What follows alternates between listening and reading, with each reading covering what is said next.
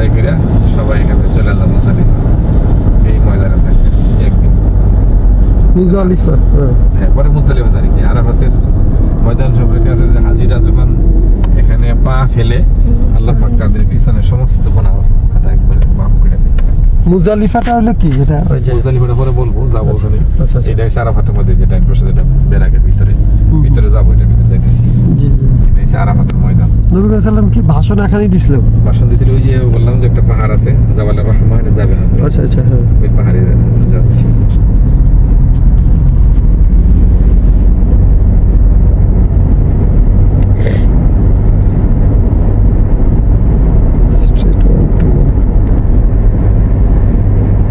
বিশালভাবে সংরক্ষিত রাখছে। সেই জায়গাটা কি পাহাড় ছিল না, তাকে সমতল বানাইছিল? এরকমই ছিল আগে থেকে। আচ্ছা আচ্ছা।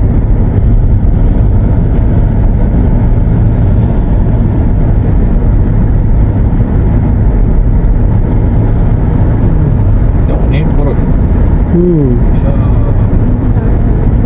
30-35 লাখ লোক থাকে এখানে। হজের সময় 35 লাখ যদি হাজি হয়, তা আরো তোমার 5 লাখ লোক হয়, তার এনে কর্মচারী থাকে। তাদের খেদমতের জন্য, টেন্টের জন্য, কারেন্টের জন্য, পানির জন্য, তার বিভিন্ন এনজিও লোক থাকে। তারপরে লোকাল লোক গভর্নমেন্টের তারা তো আছে।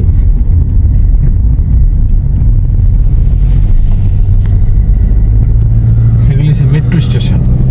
এটা একটা মেট্রো চলে, আমরা শুধু এই আরাফাত থেকে মক্কা পর্যন্ত না, ইয়া কি জানি কয়, জামারাত পর্যন্ত, মিনা পর্যন্ত যাবো, ওখানে দেখাবো আপনাকে। যখন এখানে এনটি চলে একটা হজের সময় এই মেট্রো দ্বারা লোক যায়। তো কিছু লোক যেতে পারে আর কি, 2 লাখ লোক যাওয়া যায়। সবসময় চালু থাকে না, ওই হজের সময় শুধু হজের সময় এমনি রানিং হয়, কোনো লোকজন ছাড়া এখানে শুয়ে থাকে, কোনো মানুষ চলাচল করা হয়।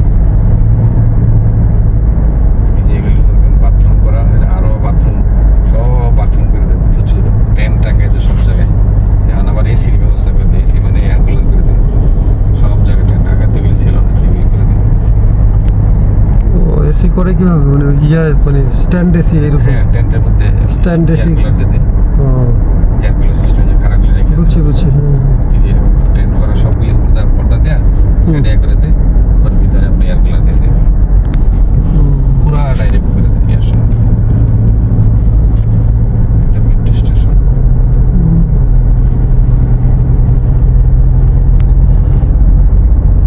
এরকম করে টেন্ট দেয়া ভিতরে এয়ার কুলার দিয়ে দেয়।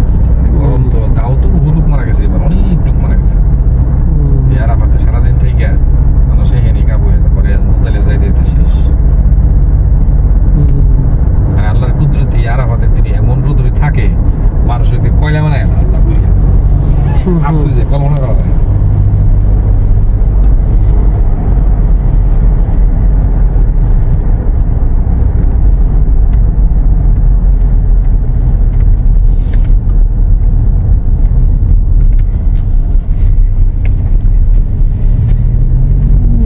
জায়গায় বহু বড় জায়গা। এই অনেক বড়। পুরাটাই আরো রানিং টয়লেট করে দেবে সময়। যে টয়লেটগুলো আছে যেগুলো দেখতেছেন, এরা আরো 4 গুণ টয়লেট করে। যেরকম ট্যান, বড় বড় ট্যান লাগায় ভিতরে এয়ার কুলার লাগায় দেয়, ঠান্ডা থাকে। এই গ্রুপ ওয়াইজ করে টাকার উপর ভিত্তি করে আপনার ট্যান্ট এরকম পাবেন, এয়ার কুলার পাবেন, ট্যান ছাড়াও থাকে। যাদের টাকা নেই, যাদের ট্যান ছাড়া আছে, জায়গা আছে, ওখানে যায়।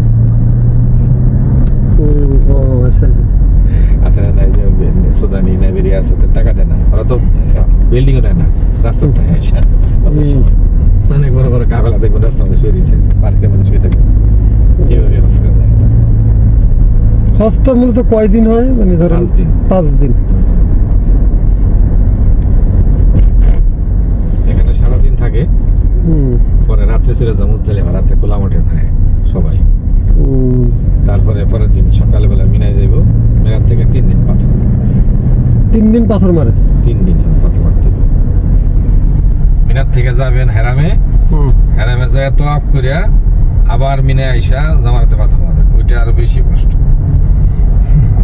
হজ করাটা মূলত খুবই কষ্টের কাজ, অনেক কষ্টের কাজ।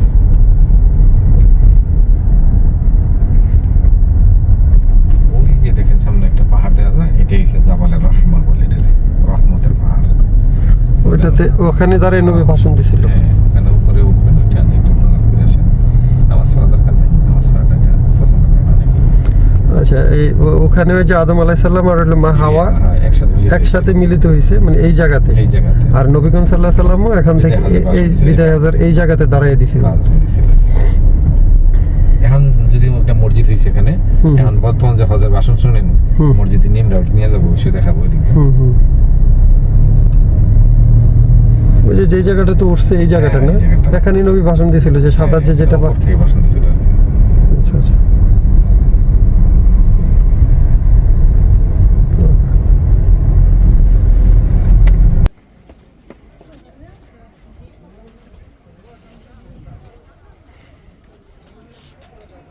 بس كنت تنزل بسرعة ما بصور هواي.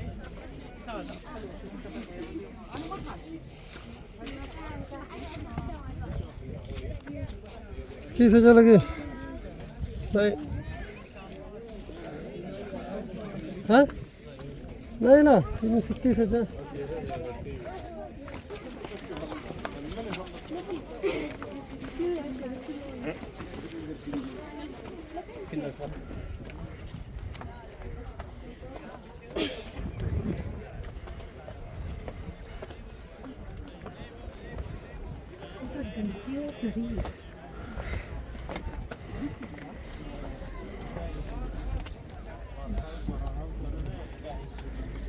Ini ada.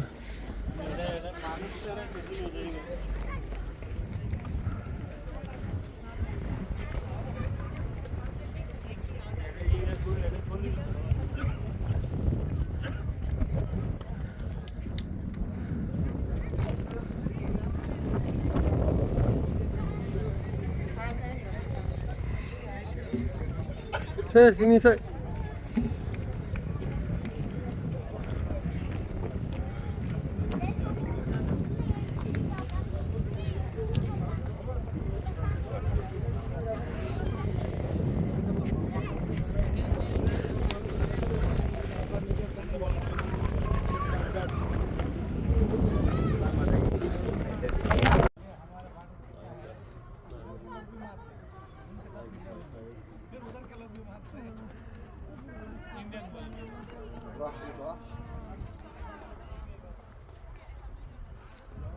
Orang dulu itu kan Nabi dulu itu banyak loh.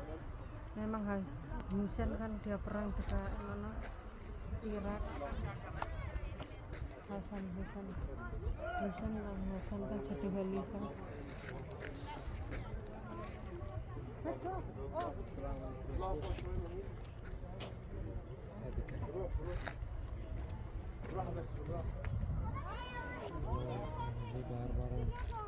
बार बार